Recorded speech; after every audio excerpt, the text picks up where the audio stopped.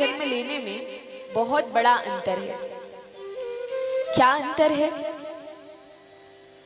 कहा एक उदाहरण से स्पष्ट करते हैं। भगवान के इस जगत में आने में और हमारे इस जगत में आने में कैसा अंतर है।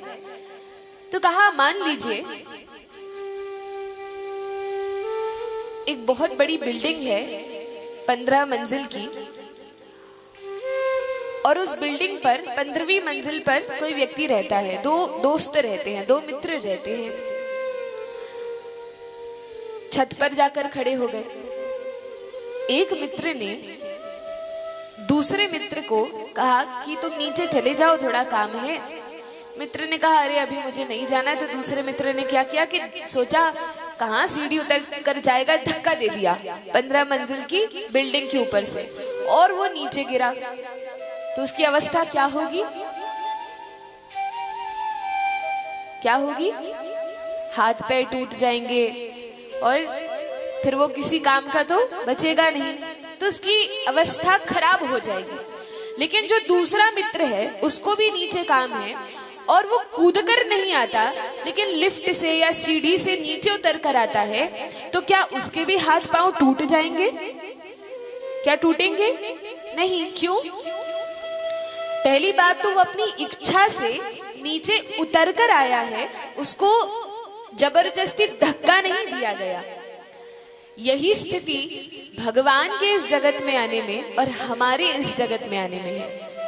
हम सभी इस भौतिक कष्टमय दुखालय जगत में आना नहीं चाहते थे, लेकिन इस मृत्यु लोक में हमारे विगत पाप कर्मों के कारण हमें भेजा गया है और हमें आना पड़ा है। इस कारण से हमारी स्थिति बड़ी गड़बड़ है और बहुत खराब है। हमारे जीवन में अनेक प्रकार के दुख हैं, दुविधाएं हैं, संकट हैं, विपत्तियां हैं। लेकिन जब भगवान श्री कृष्ण इस जगत में आते हैं, इस संसार में आते हैं, भूमंडल में आते हैं, तो उनको किसी ने धक्का मारकर यहाँ भेजा नहीं है। वे तो अपनी इच्छा से हम जीवों के कल्याण के लिए, हमें अपने पास वापस बुलाने के लिए, हमें मुक्त करने के लिए वे भगवान आते हैं। तो क्योंकि वे अपनी इच्छा से उतर कर आते हैं, इस कारण भगवान के जन्म लेने को हम अवतार कहते हैं। संस्कृत में उतरने को अवतार कहा जाता है।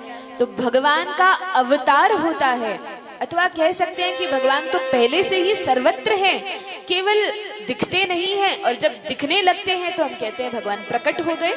जैसे क्या सूर्य का प्रतिदिन जन्म होता है, सूर्यदेव मृत्यु को प्राप्त होते हैं? हाँ नहीं, वे तो वहीं आकाश में स्थित हैं। उनका तो केवल प्राकट्य होता है और लोप हो जाता है। इसी प्रकार से भगवान का प्राकट्य होता है, संतों का प्राकट्य होता है, भगवत भक्तों का, महात्माओं का, श्रेष्ठ पुरुषों का प्राकट्य होता है, और हमारा जन्म होता है। इस संसारती के चक्र में हमें डाला जाता है। तो यह भेद है भगवान के आने में और हमारे आने में। लेकिन एक बड़ी सुंदर बात है, गीता में 4थे अध्याय में भगवान कहते हैं, जन्म कर्म च मे दिव्यम एवं यो वेत्ति तत्वतः त्यक्त्वा देहं पुनर्जन्म नैति मामे तु सोर्जुन।